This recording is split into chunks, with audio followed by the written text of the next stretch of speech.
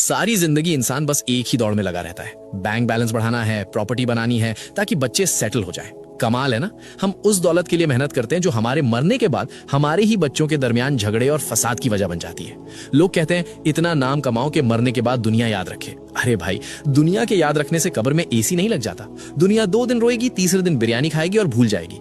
असली इन्वेस्टमेंट वो नहीं जो बैंक में पड़ा है, बल्कि वो है जो आपके जाने के बाद भी आपके खाते में करेंसी यानी नेकियां भेजता रहे। अब जरा हकीकत सुनिए और गौर फरमाइए।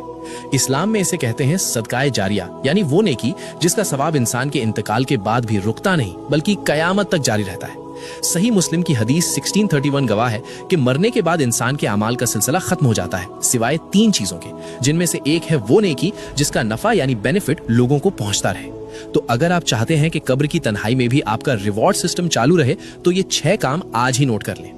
कुरान पाक, किसी को कुरान मजीद तोहफे में दे। जब जब वो पढ़ेगा हर हर्फ पे आपको सवाब मिलेगा। व्हील चेयर, किसी अस्पताल में मरीजों के लिए व्हील चेयर डोनेट कर दें। जब तक कोई लाचार या बीमार उसे इस्तेमाल करेगा, आपका खाता चलता रहेगा। मस्जिद की तामीर में हिस्सा लें, ईंट रख दें या पंखा लगवा दें। ये अल्लाह का घर है, यहाँ इन्वेस्टमेंट कभी डूबती नहीं। पानी का इंतजाम, कोई कुआं खुदवा दें, बोरवेल लगवाएं या किसी पब्लिक जगह पे वाटर कूलर रख दें। जब भी कोई इंसान, परिंदा या जानवर अपनी प्यास बुझाएगा, आपकी रूह को ठंडक मिलेगी।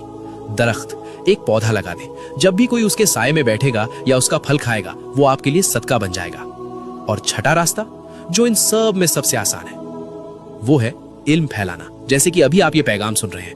याद रखिए, कब्र का अंधेरा बहुत खौफनाक है। वहां कोई दोस्त, कोई रिश्तेदार, कोई बैंक बैलेंस काम नहीं आएगा। वहां सिर्फ यही छोटी छोटी नेकियां चिराग बनकर जलेंगी। मौत का कोई कैलेंडर नहीं होता, बुलावा कभी भी आ सकता है, इसलिए इंतजार मत कीजिए। ये छठा काम अभी करें। इस पैगाम को अपने मुस्लिम भाई बहनों तक पहुंचाएं। अगर आपकी वजह से किसी एक ने भी इनमें से कोई एक नेकी कर ली, तो सोचिए आपकी आखिरत का कितना बड़ा सामान तैयार हो जाएगा।